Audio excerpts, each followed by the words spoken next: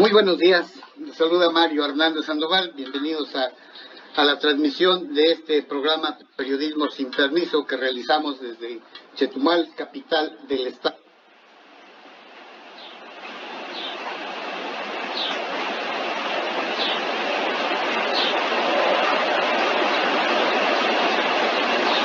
Departamento de Ciencias Sociales de la UCRO y miembro de un grupo de trabajo sobre violencia y políticas encadenantes del Consejo Latinoamericano de Ciencias Sociales. ¿Lo dije bien? Muy bien, gracias. Muy buenos días, doctora. Muy buenos días, gracias. Y también nos acompaña el doctor Javier Gamboa Villafranca, doctor en Sociología. Bienvenido, muy buenos días. Muchísimas gracias, Mario. Eliana, es un gusto estar aquí con usted. Igualmente, muchas gracias. Voy a dar algunos datos, si me permiten, trataré de no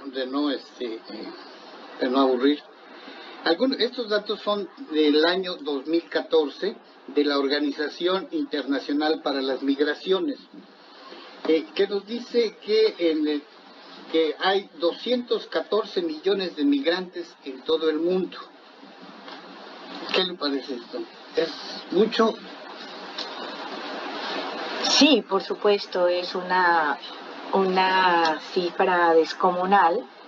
La misma Organización Internacional para las Migraciones ha referido que con esa población es toda la población que puede caber en un país. Entonces estamos hablando de un flujo poblacional a nivel internacional muy, muy intenso.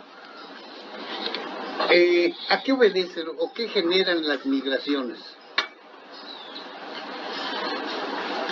Bueno, esa es una pregunta muy amplia. Eso es como hablar del hombre de Cromañón hasta nuestros días, porque las migraciones, ¿no?, han existido toda la vida, pero sí, si nosotros pudiéramos pensar el tema de las migraciones, o si lo constreñimos o lo enmarcamos en este contexto actual que tiene que ver con la globalización, entonces eso puede explicarse de una manera que refiere pues a contextos sociales, históricos y políticos muy concretos. En ese sentido, una de las cosas que nosotros podemos advertir es que los movimientos de población, las migraciones, tanto dentro de los países como a nivel internacional, casi siempre obedecen a impulsos económicos. Es decir, casi siempre se trata de poblaciones expoliadas por la necesidad en busca de horizontes más favorables para vivir. Quintana Roo es un ejemplo clarísimo de migraciones en varios sentidos. Por ejemplo, la colonización dirigida es un estado que es, digamos, un calidoscopio cultural resultado precisamente de movimientos de población. Pero para volver al punto de la pregunta, las migraciones no se puede entender la intensidad de los flujos migratorios a nivel internacional si nosotros no ponemos en el foco de atención los problemas derivados económicamente por efecto de la globalización. Es decir, con la globalización lo único que nosotros hemos visto es cómo se ha ampliado la brecha de las asimetrías y las desigualdades entre los países. En ese sentido, eso desde el punto de vista legal, que en ese sentido es muy importante distinguir la legalidad de la legitimidad, porque los tratados de libre comercio han contribuido, por lo menos en América Latina, en gran medida a estos dinamismos de población.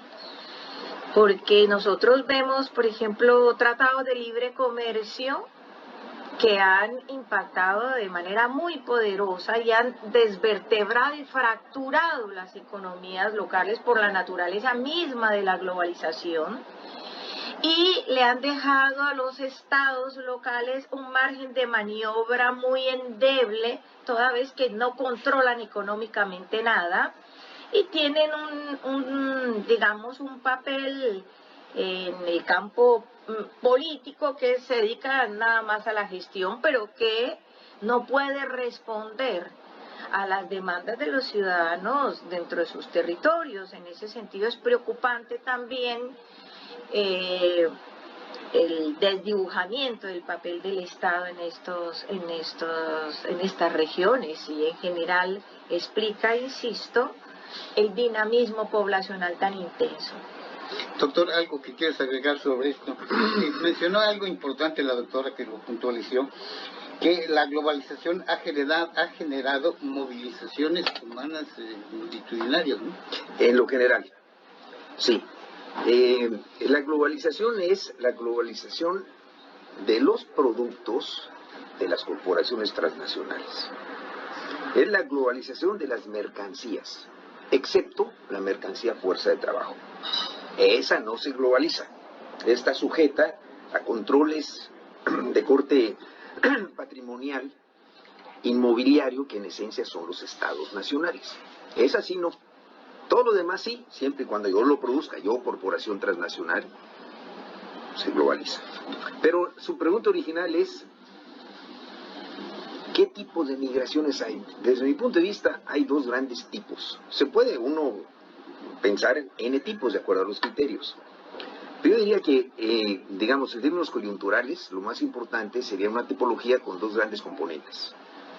Migración espontánea y migración forzada. Migración espontánea es a lo que se refiere la doctora. Es cuando por motivos económicos la gente decide migrar, decide por voluntad.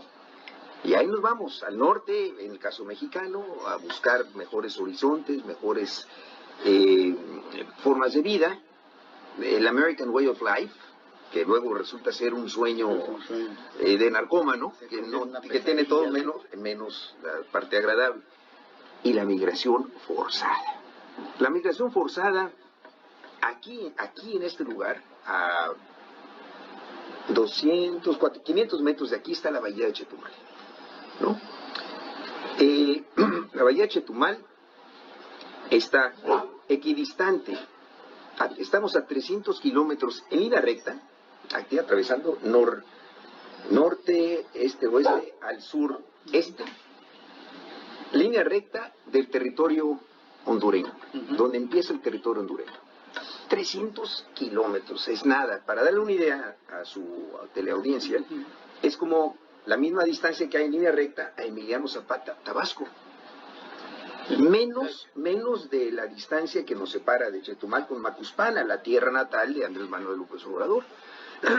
Bueno, para los chetumaleños es importantísimo, en primer lugar, por la cercanía física. En segundo lugar, por motivos políticos, lo que pasa en Honduras. Es importantísimo. Le pongo un ejemplo.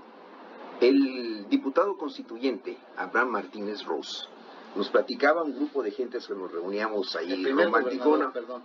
El primer gobernador. No, Abraham Martínez Ros. Abraham, sí, el diputado constituyente, él nos platicaba en unos desayunos que hacíamos, creábamos jocosamente Club de Toby, y después, muy serios, era Asociación Cívica Quintanarroense, el Club de Toby para los cuates.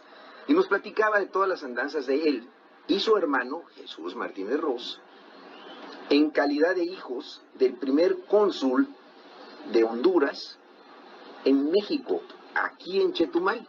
Nos platicaba cómo el señor venía vestido con su traje, él de facciones muy raciales negras, con su traje muy elegante, sus zapatos, imagínense aquí en verano con su traje, con su maquinita de escribir.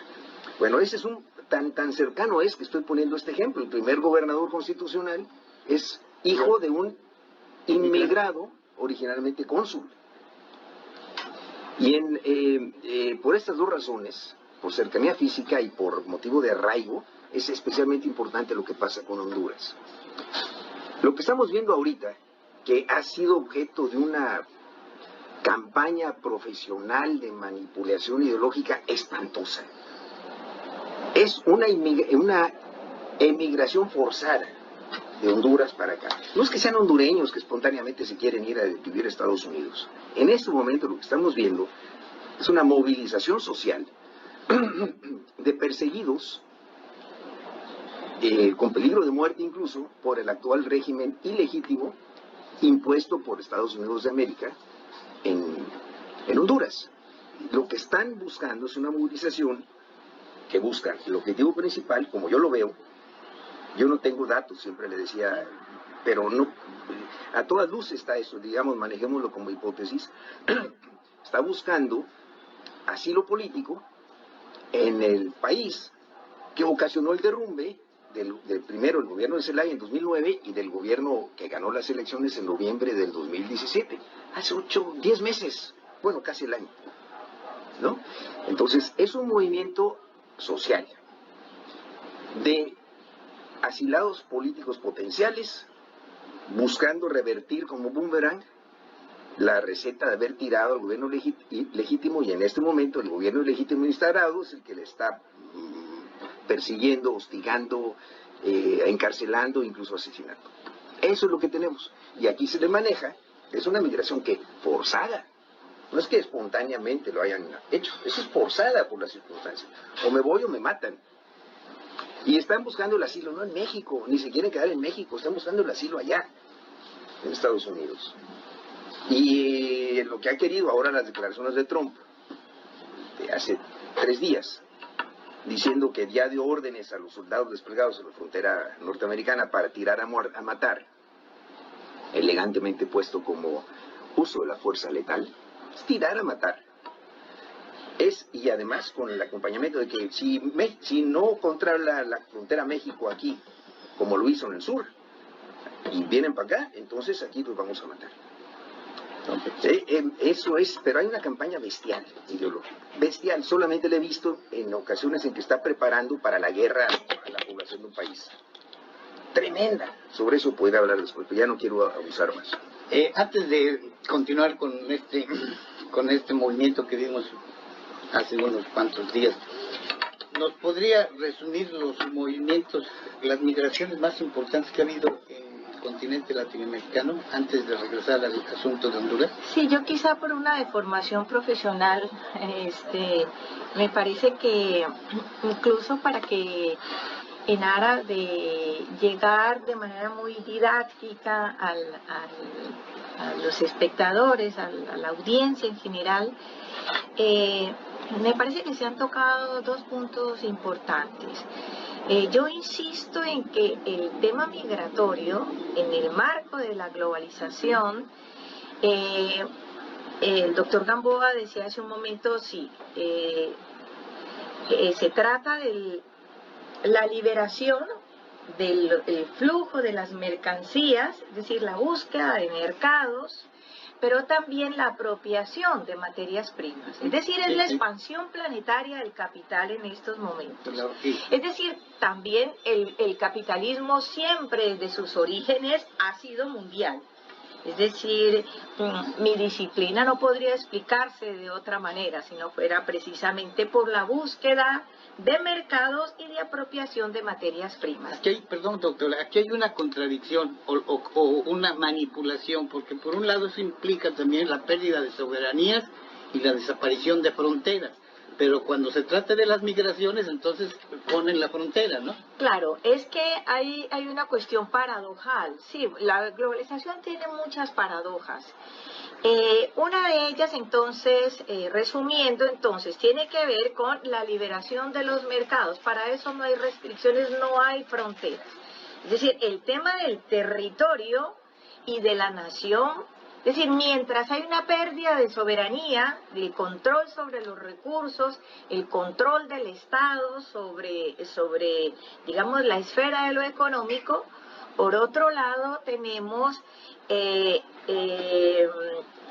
a la hora de la movilidad poblacional, entonces tenemos, se vuelve y se pone sobre la mesa el tema del territorio, el tema de la nación. No sé si me explico. Sí. Por un lado, entonces se desdibujan las fronteras para las mercancías, pero a las poblaciones que o sea, los flujos son derivados precisamente de esa fractura y de ese desvertebramiento económico en países y en regiones. Entonces, eso sí se contiene. O sea, ahí vuelven y las fronteras tener muchísima solidez y vuelve y se reposiciona el tema de los territorios y el tema de lo nacional. Bien. El caso de las migraciones centroamericanas no puede entenderse, por lo menos en su estado reciente, sí, como decía el doctor Gamboa, sin la presencia de Estados Unidos a todo lo largo más o menos de los años 70